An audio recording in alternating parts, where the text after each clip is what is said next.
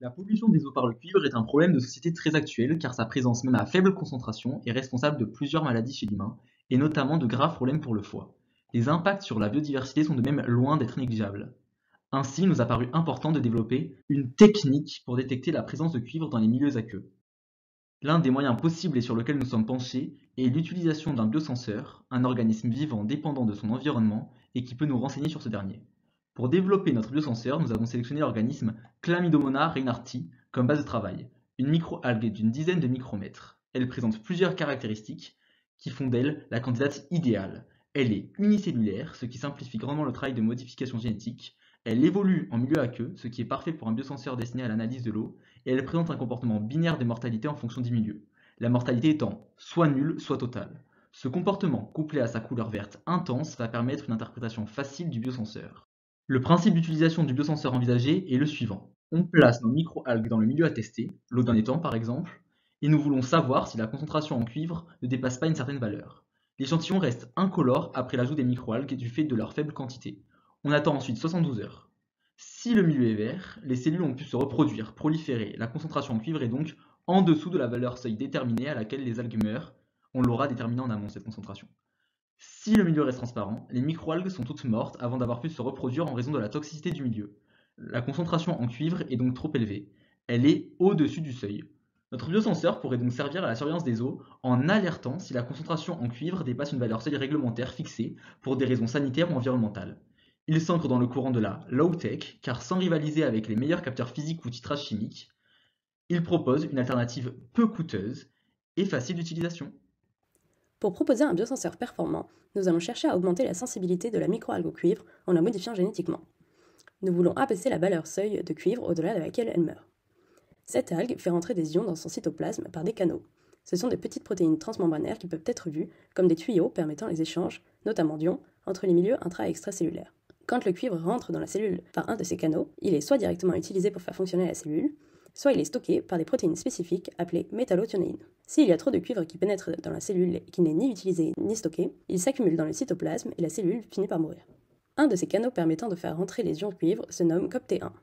Pour augmenter la sensibilité au cuivre de nos algues, l'idée est de leur ajouter une copie du gène codant pour le canal COPT1. Dans l'idée, notre cellule possédera plus de canaux et laissera donc rentrer du cuivre en plus grande quantité dans son cytoplasme, favorisant ainsi l'overdose de cuivre à des concentrations extracellulaires plus faibles.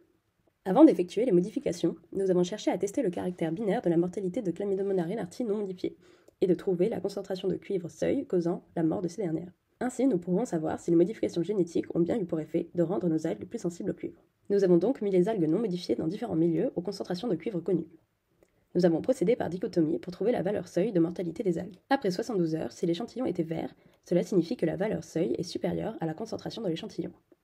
Cependant, si l'échantillon reste incolore, cela montre que la concentration seuil est inférieure à celle dans l'échantillon.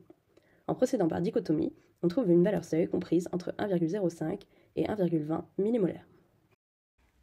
Ensuite, nous avons cherché à modifier génétiquement nos algues pour diminuer cette valeur seuil. Pour les modifier, nous avons sélectionné un vecteur conçu pour Chlamydomonas reinharti. Ce vecteur est un plasmide, c'est-à-dire une molécule d'ADN circulaire qui est à l'origine porteur d'informations génétiques accessoires pour une bactérie. Ce plasmide, dénommé BC-Chlamycat, va nous permettre d'introduire de nouveaux gènes dans le génome de notre microalgue. BC-Chlamycat a été modifié à notre demande par la société GenScript pour y ajouter le gène codant le canal pour suivre COPT1. Le plasmide a de plus initialement un gène de résistance à l'azéocine, un antibiotique qui va nous permettre de sélectionner les algues modifiées. Pour la modification génétique en tant que telle, nous avons inséré le plasmide linéarisé dans le génome de la cellule par électroporation. Cela consiste à envoyer des décharges électriques à la cellule pour percer sa membrane et permettre au gène d'accéder à l'intérieur du noyau. Le matériel génétique introduit est ensuite intégré au génome par les mécanismes de réparation naturelle de la cellule. Pour chaque modification, nous avons procédé avec un plasmide possédant le gène d'intérêt codant pour COPT1 et le plasmide PC-Chlamycat avant sa modification par GenScript pour servir de contrôle.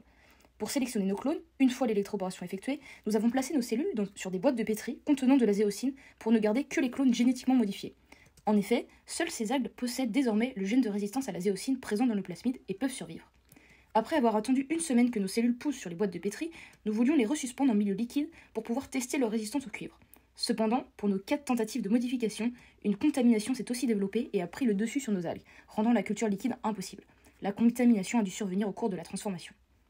Pour la suite de notre projet, il resterait donc à obtenir une modification génétique sans contamination afin de pouvoir trouver par dichotomie la nouvelle valeur seuil de concentration de cuivre et voir si la sensibilité de notre algue a effectivement été impactée. Nous voulions aussi réaliser des PCR afin de savoir combien de copies du gène ont été insérées dans notre colonie et voir si cela a une importance sur la sensibilité au cuivre de nos algues.